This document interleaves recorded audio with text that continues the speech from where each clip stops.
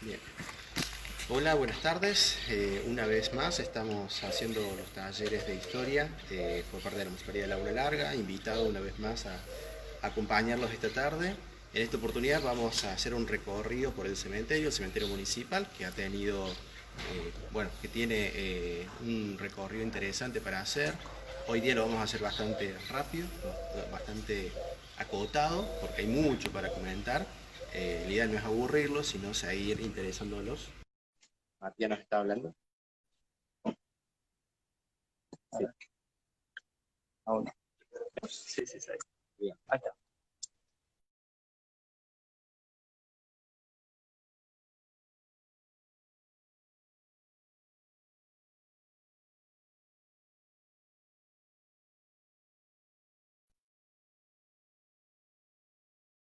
Y te deseo mucha suerte en esto.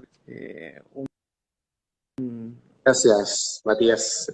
Se te escucha medio entrecortado, pero genial, genial. La idea es seguir aportando desde a trabajar eh, para recorrer este lugar y hacerle un estudio cultural.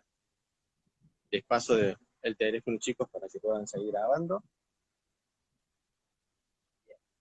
Bueno, el cementerio de Laguna Larga es, al principio, eh, un recorrido interesante que lo estuvimos haciendo el año pasado, lo hicimos en dos oportunidades, renovamos el itinerario de una manera distinta.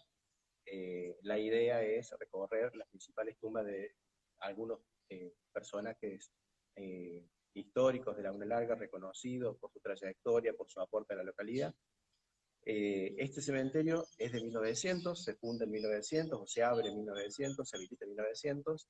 Anteriormente a eso, los cuerpos de los fallecidos eran sepultados en el cementerio de Impira, que era uno de los más antiguos del departamento de Río Segundo, en Villa del Rosario, que era el otro cementerio más antiguo que tenemos en el departamento, y a la vera de la iglesia vieja, la capilla vieja. Recordemos que la iglesia vieja, la que tiene un recuerdo de algunos de los mayores, es de 1910. Este cementerio es previo a eso. Por lo tanto, antes había un oratorio, y en derredor de ese oratorio se sepultaban algunos cuerpos. Por lo tanto, la tierra que está alrededor de la iglesia es tierra santa también, es un campo santo. Este cementerio, al principio, era propiedad de la iglesia, lo va a ser hasta la década del 30, en el gobierno de José María Romero Díaz, se va a hacer el traspaso de la propiedad del cementerio desde la iglesia a la municipalidad, ya en gestiones con Manuel Alberto Tejerina, que era el párroco que había llegado en ese momento, y quizás haya sido la primer gran obra de Tejerina en ese momento, el primer acuerdo que tenía Tejerina, de pasar de lo religioso a lo laico. ¿Por qué es importante recordar esto? Porque el cementerio, vamos a avanzar un poco, porque el cementerio, al ser religioso, únicamente religioso, solamente podían ser sepultados en este lugar los católicos. Todas las personas que no se confesaban como católicas, que eran o de otra religión, podían ser protestantes, podían ser judíos, directamente no tenían ningún tipo de creencia, no podían ser sepultados acá. Lo mismo con los niños que no habían sido bautizados, tampoco podían ser sepultados acá. Tampoco podían ser sepultados en lugar los suicidas, por ejemplo. En ese caso, tenían que buscar otro lugar porque esta era una cosa sagrada y solamente era para los que eran bautizados y eran reconocidos como fervientes católicos. Con el traspaso a la municipalidad y a la esfera de lo laico, de lo público, esas restricciones se conservan. Lo que tenemos también de ese acuerdo, como algo manifiesto y algo estructural construido en ese tiempo, fue la capilla Nuestra Señora del Carmen, que es la capilla de la parroquia, dependiente de la parroquia, la primera capillita que se construye, y se construye gracias a ese acuerdo entre la década del 30 y la década del 50. Va a demorar un tiempito de ser construida, pero va a ser una obra de que la municipalidad básicamente. El ingreso del cementerio tiene alguna simbología muy interesante. Siempre hay que tener en cuenta que este es un lugar de respeto. porque somos seres mortales y todos vamos a terminar en un lugar como este. Si no es en este, en otro, pero vamos a terminar aquí. Así que es necesario tener siempre, guardar cierto respeto por la gente que está acá y por los dolientes, evidentemente. La primera imagen que tenemos como simbólica es la imagen de un ángel que nos da la bienvenida. Esta escultura que fue construida, que fue esculpida y que fue diseñada por el querido Tata Rapín, el Tata Rapín, que fue uno de los cuidadores de este lugar, de este cementerio. Fue también reconocido por ser un escultor amateur, que va a ser una de las obras que tenemos dentro del radio del pueblo, que estuvimos hablando el otro día en la visita de los monumentos, que va a ser la de la Virgen de la Santa Cecilia, de la plazoleta de la Santa Cecilia. Además de un montón de esculturas que ya no están, algunas están, han sobrevivido el tiempo y el maltrato, que están sobre la avenida General Paz. Muchas de esas ya no están más, pero fueron construidas también por el Tata Rapi, por el querido Tata Rapi. Acá tenemos ese ángel que nos da la bienvenida.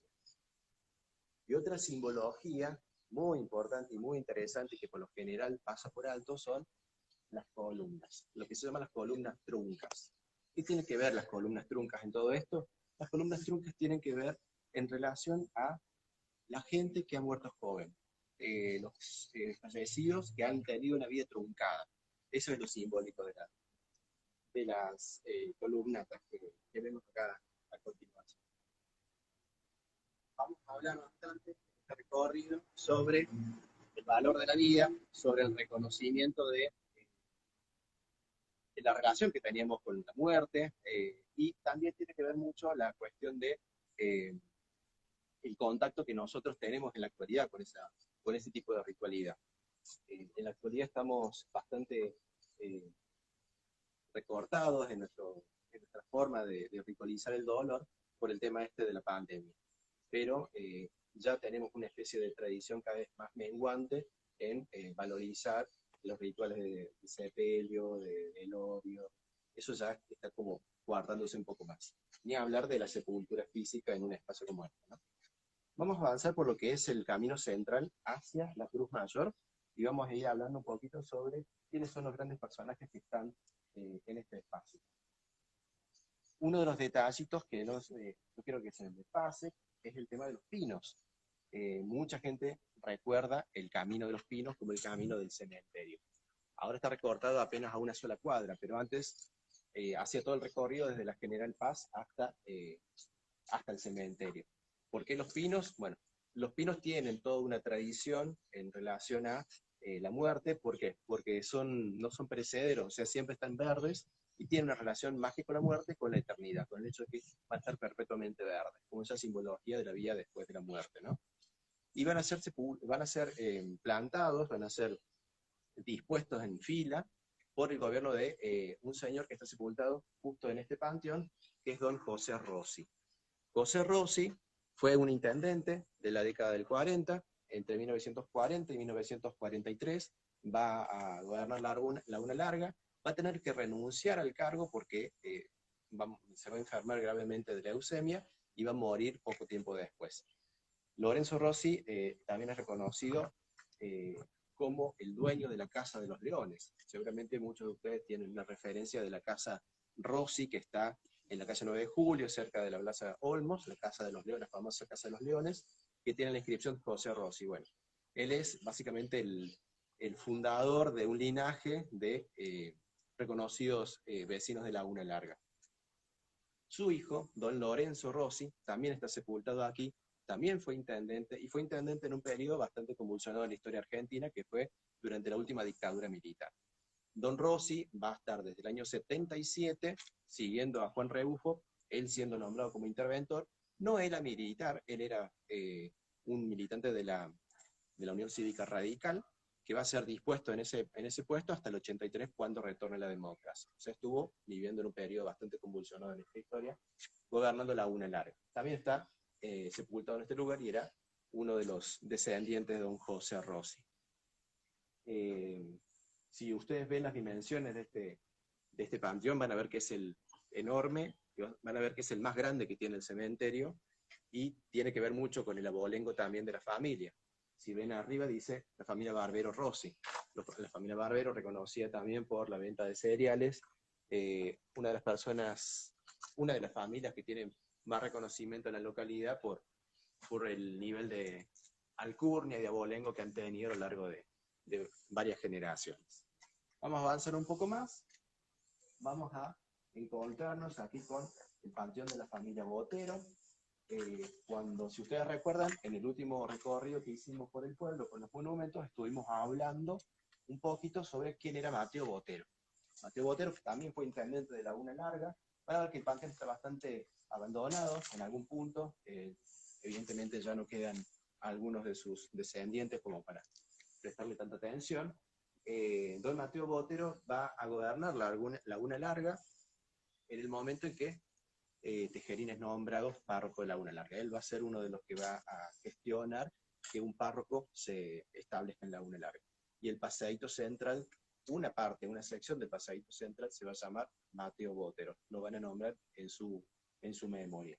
Está sepultado este señor aquí, un reconocido vecino de Laguna Larga.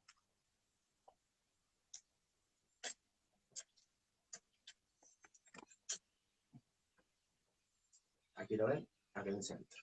Bien.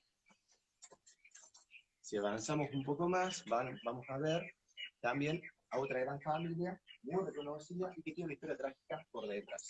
La familia Romero Díaz. ¿Por qué digo trágica? La familia Romero Díaz es una familia de descendientes de españoles. Don Manuel Romero Romariz y doña Gabriela Díaz son inmigrantes españoles que se van a asentar en Laguna Larga a principios del siglo XX y van a llevar adelante una casa comercial muy exitosa, muy importante en su momento, y sus descendientes van a adoptar el apellido Romero Díaz. Van a ser muchos, y entre ellos el más reconocido es el doctor José María Romero Díaz, reconocido en el sentido de que era médico y que también fue político, fue un intendente de Laguna Larga. José María Romero Díaz fue muy reconocido. De hecho, ahora tenemos una plazoleta en su honor, la plazoleta José María Romero Díaz, y también estuvo muy relacionado con el club esportivo, en los comienzos del club esportivo. El panteón de la familia Romero Díaz tiene aquí las plaquitas de don Manuel Romero Romariz, el famoso patriarca de la familia, y también tenemos una plaquita en honor a don Antonio Romero Díaz y a Irma Reiser de Romero Díaz. La plaquita dice, en un momento, el Señor está sobre las aguas torrenciales, el amor unió sus vidas y así cruzaron el umbral a la eternidad. ¿Por qué está diciendo esto? Porque está recordando un hecho trágico que sufrió esta familia en 1992. En 1992 se da lo que se llamó el famoso aluvión de San Carlos Minas, un momento muy trágico de la historia de Córdoba, uno de los desastres naturales más reconocidos y más trágicos de la historia reciente, en el cual 8 de los familiares, 8 de la familia de don Antonio Romero Díaz mueren en ese momento. No mueren en San Carlos Minas, sino que mueren en un paraje cercano que era Cruz de Caña. Ahí lo menciona. Tristemente, 8 personas mueren en ese trágico momento y van a ser sepultadas aquí. Muchas de las familias Ramiro Díaz van a terminar siendo reconocidos ingenieros, médicos, doctores, que van a estar dispersos en la ciudad de Córdoba, en la provincia de Córdoba, y van a ser muy reconocidos. Uno de ellos, Ricardo Romero Díaz, por ejemplo, llegó a ser presidente de la Cámara de la Construcción. Vamos a avanzar un poquito más y nos vamos a encontrar con la Cruz Mayor, el centro neurálgico del cementerio, al menos en los viejos tiempos. El cementerio va a tener varias etapas de construcción. Evidentemente hay una parte mucho más organizada y una parte bastante más antigua y que está desencajada del resto, que es la primera parte del cementerio, donde ya las tumbas son en el piso, que es bastante más caprichoso la disposición.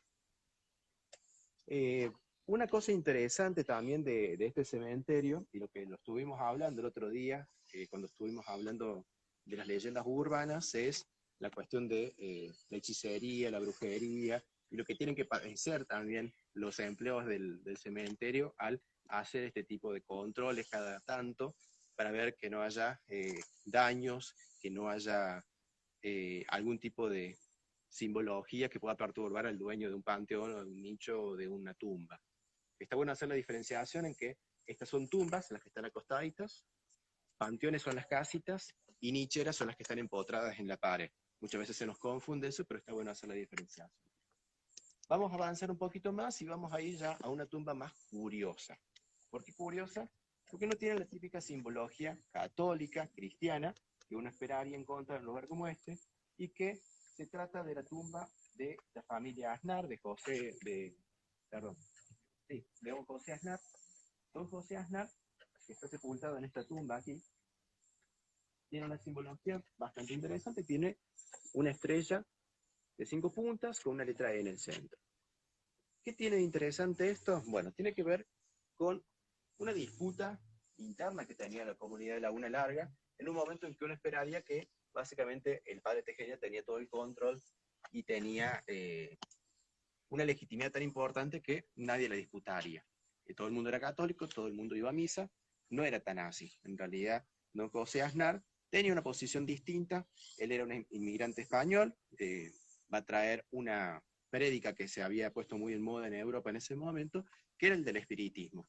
Por ejemplo, el espiritismo europeo, y más que nada el español, que va a traer de raigambre de don Aznar, va a estar relacionado más que nada con la versión del espiritismo francesa, que era la del famoso señor Allan Kardec. Allan Kardec era uno de los iniciadores de un espiritismo distinto del conocido por las películas, por ejemplo, que es el norteamericano, una versión norteamericana bastante más enfocada en el contacto con lo espiritual desde un punto de vista más espectacular. En tanto, el de Allan Kardec tenía una visión más espiritual en relación a la vida después de la muerte, pero como reencarnación. De hecho, tenemos ahí un pequeño párrafo en su placa donde habla de la desencarnación de don José Aznar. Desencarnación en el sentido de que había dejado su cuerpo humano, se había convertido en espíritu, pero podía volver a reencarnar. Bien, vamos a continuar un poquito más. Vamos a conocer lugar de último descanso y creo que muchos se sorprenden al ver dónde está sepultada en la actualidad la señorita Catalina Rodríguez. Uno esperaría que tuviera un panteón más fastuoso, pero en realidad es bastante sencillo, bastante humilde. Está en uno de los sectores más antiguos del cementerio. Nos vamos adentrando un poquito. Esperemos que no se nos baje el sol, así podemos ver bien. Lo interesante de la figura de Catalina Rodríguez, que la estuvimos siempre trayendo a la memoria en estos últimos encuentros, en estos últimos talleres, es el hecho de que fue una criolla, básicamente una persona que no tenía algún tipo de abolengo reconocible, sino que tenía solamente un capital cultural muy fuerte, heredado de su papá, don Rafael Rodríguez, uno de los primeros maestros y educadores de Laguna Larga, y junto con sus hermanas, ¿no? Con doña Claudina y con Manuela. Claudina y Manuela se van a casar, van a abandonar la profesión, la docencia, y Catalina Rodríguez va a ser la única que se va a dedicar exclusivamente a la docencia. Y eso también es interesante pensarlo. ¿Por qué? Porque las maestras en ese momento tenían que practicar básicamente un sacerdocio en relación a la docencia. No se podían casar, tenían que ser ejemplo de virtud. Aquí está sepultada doña Catalina Rodríguez, en una tumba muy sencilla, que tiene apenas unas flores de plástico, pero estaría bueno tener algún tipo de consideración por su memoria y por la importancia que ha tenido para nosotros. De hecho, tenemos una estatua en la Plaza San Martín y tenemos una calle con su nombre. Muy sencilla la tumbita de doña Catalina.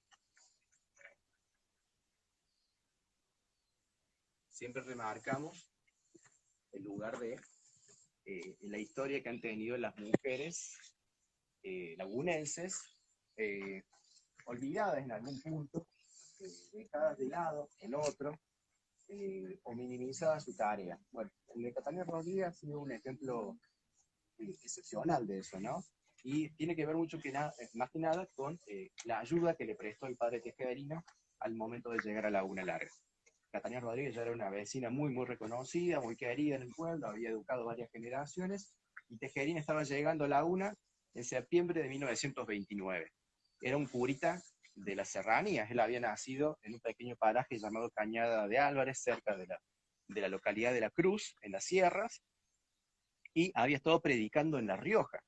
Por lo tanto, era bastante desconfiada la población de Laguna en relación al cura, porque estaban pidiendo un cura italiano, un cura que hablara italiano, que hablara lo que hablaba la mayoría de la comunidad de Laguna Larga. La comunidad católica ferviente pedía un curita que tuviera, que fuera bilingüe. Y en este caso, les mandan un curita serrano. Bueno, esa desconfianza se fue rompiendo poco a poco, lentamente, gracias a la ayuda de Catalina Rodríguez. Catalina Rodríguez no solamente va a ser una gran maestra, una de las primeras maestras del pueblo, sino que también era una gran catequista. Va a ser una de las principales catequistas y la que va a organizar el famoso apostolado de la oración, apostolado de la oración, que era una organización de mujeres dedicadas al rito y a participar de los rituales de la iglesia. Nos vamos a seguir el camino recorriendo, buscando a otras grandes mujeres de Laguna Larga. Les voy acortando un poquito el suspenso. La que vamos a ver a continuación es la señorita Rosita Coerini, Rosita Lescano de Coerini. Doña Rosita fue muy importante.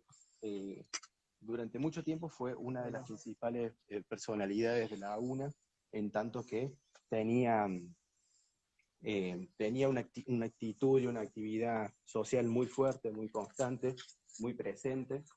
Doña Rosita va a ser una de las principales impulsoras de la famosa LALSEC, que era la Liga de Acción contra el Cáncer de Mama. Esto es gracias también y en apoyo al señor don Almaraz Basús, el doctor Almaraz Basús, que van a trabajar en conjunto y muy bien, es aquí. Lo interesante de Rosita es que era una mujer muy allegada a la iglesia, muy católica. Va a tener también mucha importancia su papá, don Nicanor Lescano. Aquí está sepultado don Nicanor Lescano, arriba, y doña Rosita Carlina Lescano, abajo.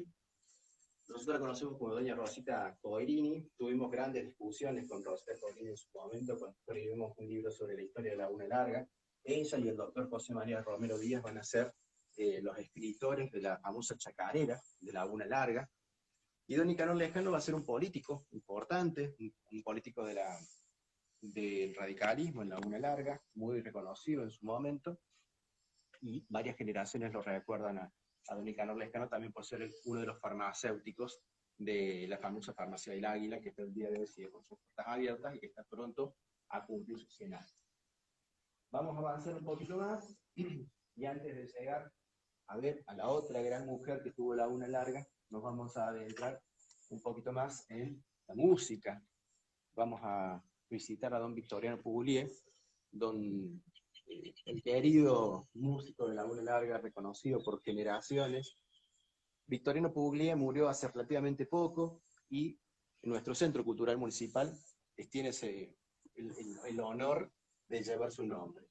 El Centro Cultural necesitaba un nombre, había sido bautizado como Bicentenario, el Centro Cultural del Bicentenario, y necesitaba alguien que lo referenciara. Y más en Laguna Larga, donde tenemos tantos y tan valiosos y reconocidos músicos, ¿no? Don Victoriano está sepultado aquí. Y atrás nuestro, como casi de casualidad, está el panteón de la familia de don Lorenzo Boneto. Don Lorenzo Boneto va a ser quien suplante en la intendencia a don José Rossi, luego del fallecimiento de José Rossi. Va a terminar el mandato de don José Rossi.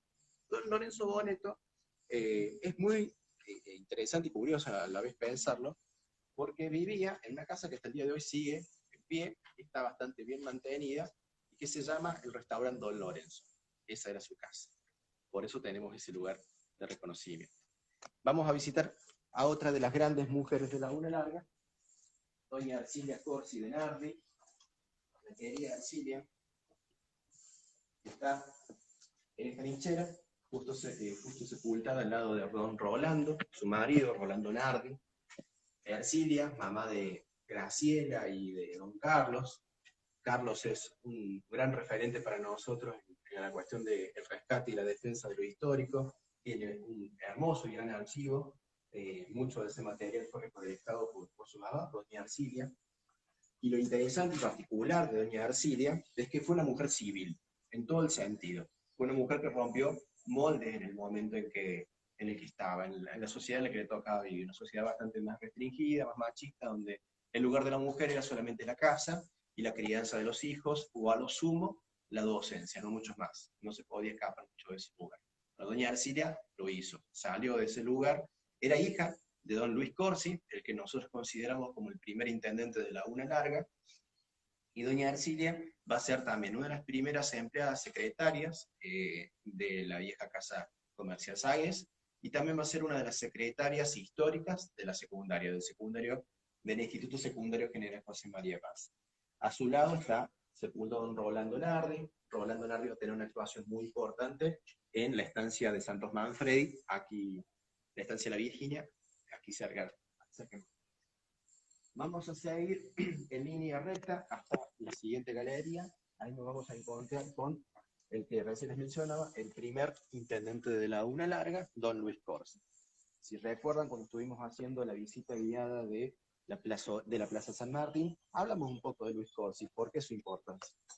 Luis Corsi va a tener una disputa por el poder, por la intendencia, con un famoso adversario bastante peculiar, que era don Pari de Gassi. Pari de Gassi va a competir con él, no va a reconocer la derrota de esa elección y se va a llamar a él como el intendente, el primer intendente. En realidad Luis Corsi ganó en buena ley y no pudo terminar su mandato, no gobernó mucho tiempo, y terminó llamándose a nuevas elecciones y fue elegido Santiago Doyle como el primer intendente de la Una Larga.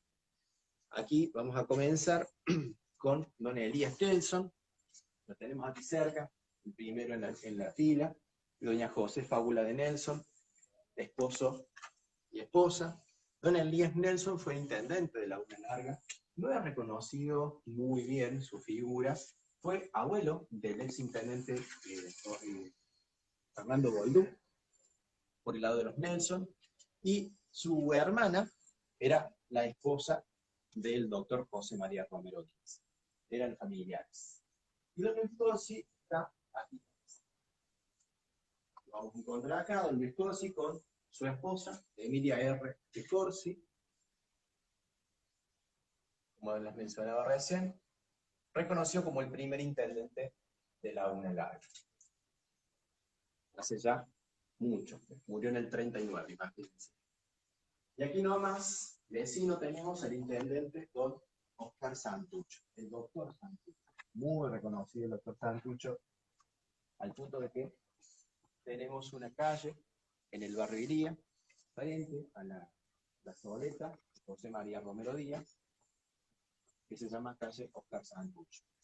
Don Oscar Santucho fue también muy, muy importante.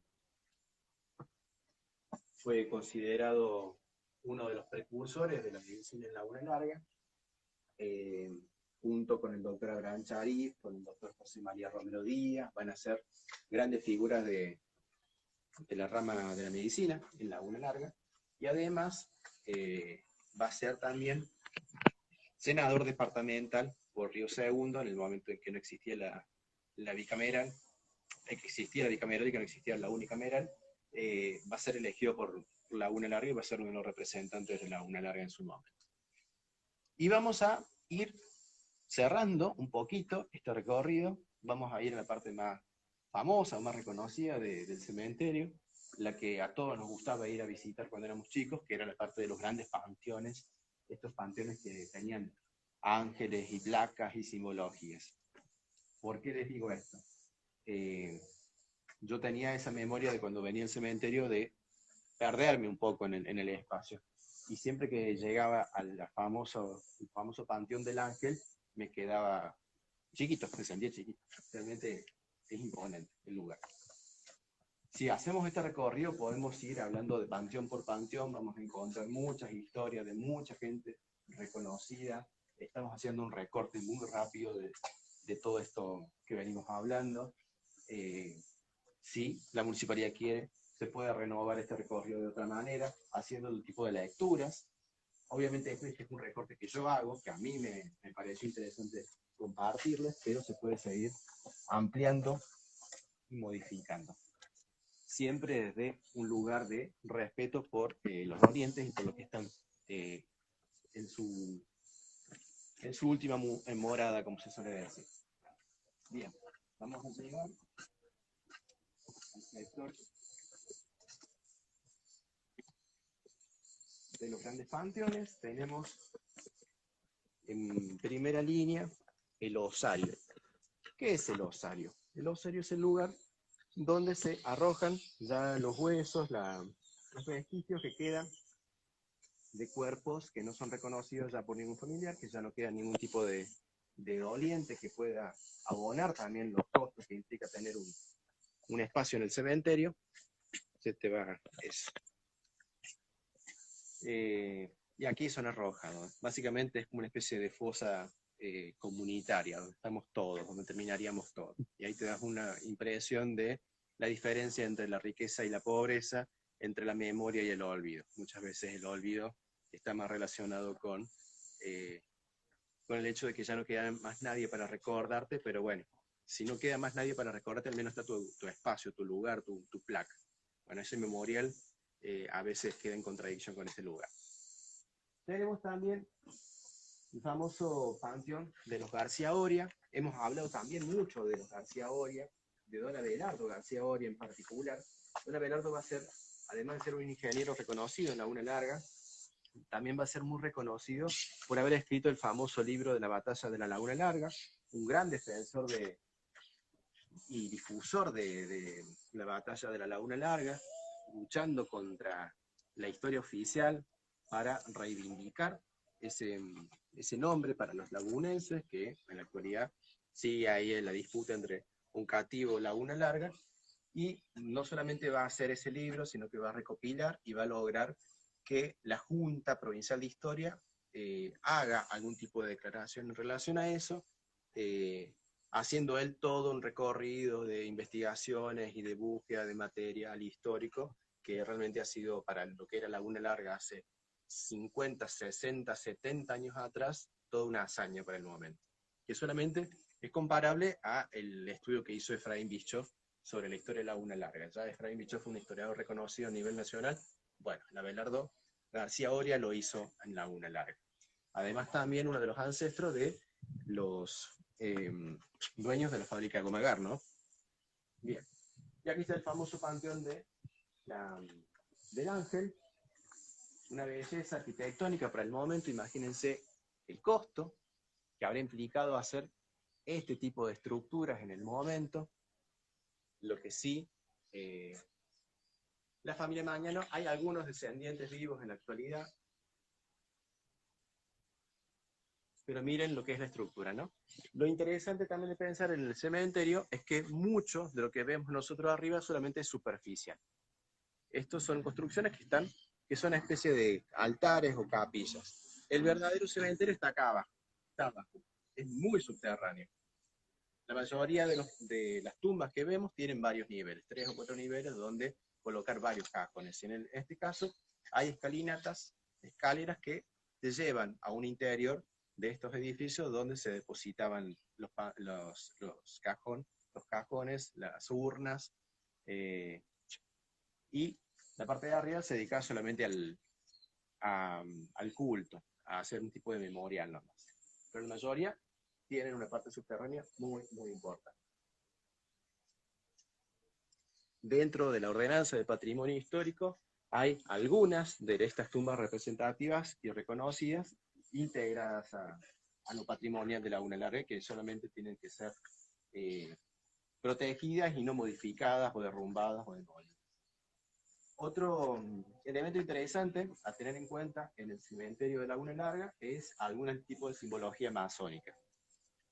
¿Qué es la masonería? Bueno, lo estuvimos hablando en los últimos talleres, son este tipo de organizaciones secretas que se caracterizan por tener ciertos rituales, ciertas simbologías, que solamente los iniciados o los que tienen algún tipo de conocimiento de esto pueden reconocer. Bueno, en el cementerio de Laguna Larga también hay simbologías de ese estilo, se pueden encontrar. Estuvimos hablando un poco de lo que era la masonería cuando hablamos de la vieja pirámide central que tenía el cementerio, la Plaza San Martín en su centro, y que luego fuera demolida por iniciativa del padre Tejerina.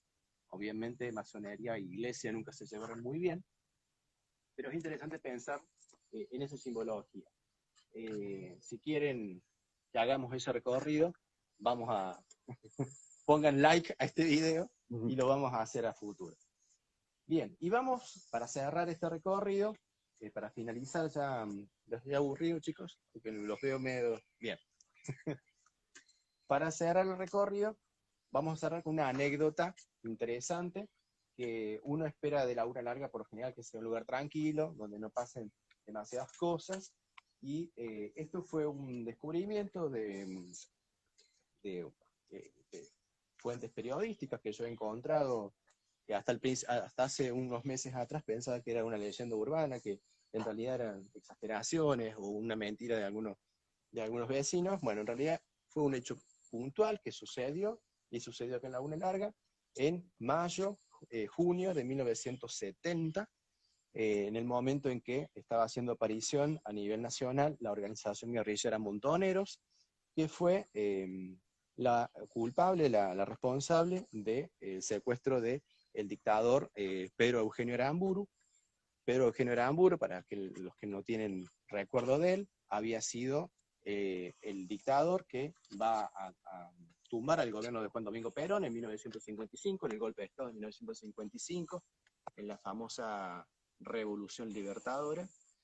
Y en ese golpe de Estado va a tomar las riendas del poder Pedro Eugenio Aramburu.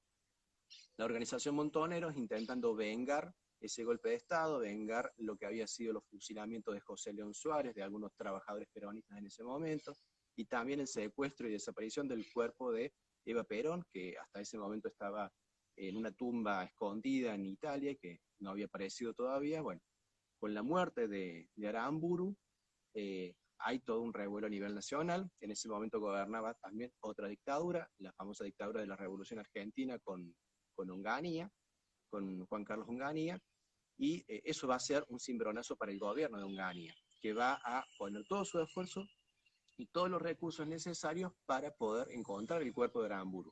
Lo van a buscar en todas partes. Finalmente va a terminar apareciendo en un pueblito perdido en Buenos Aires, en Timote, pero se lo buscó en Laguna Larga, se llegó a buscarlo en Laguna Larga. Hubo un revuelo impresionante porque militares nacionales, de las fuerzas nacionales, llegaban a Laguna Larga reclamando que abrieran una tumba, porque el registro que tenía el registro civil en ese momento y el cementerio no coincidía una tumba, aparecía dos veces, como que estaba mal registrado. Y eso ya daba pie a una sospecha. Y también a eso había alimentado una llamada anónima que decía que el cuerpo estaba acá. Así que toda la población, los policías, los militares vinieron al cementerio como curiosos a ver si encontraban el cuerpo de Aramburu en Laguna Larga, una cosa increíble. Al mismo tiempo se estaba dando un asalto en el Banco del Interior y de Buenos Aires, que estaba en el centro del pueblo. Un asalto de un grupo comando que se hizo llamar Montoneros, pero en realidad no lo eran. Tiempo después se descubrió que eran en realidad una organización criminal cualquiera. Y mientras estaba la distracción en este punto, en el Banco Nación, en el Banco del Interior estaban robando un motín que fue realmente noticia nacional porque fue muy, muy importante. Obviamente no encontraron el cuerpo de Aramburu acá, pero el revuelo que tuvo el pueblo en un solo día, en un viernes, entre un asalto al banco y la búsqueda de Aramburu acá, fue anecdótico y fue muy interesante descubrirlo después de tanto tiempo, ¿no? Bien, hay mucho. Yo veo por todas partes y me encantaría seguir comentándoles, pero no quiero aburrirlos. Espero que hayan disfrutado muchísimo de este taller y de todos los anteriores. Si les gusta lo que estamos haciendo, compártanlo, pongan en los comentarios que si quieren seguir haciendo, y aquí estaremos dispuestos para seguir haciéndolo. Muchas gracias y espero que lo hayan disfrutado.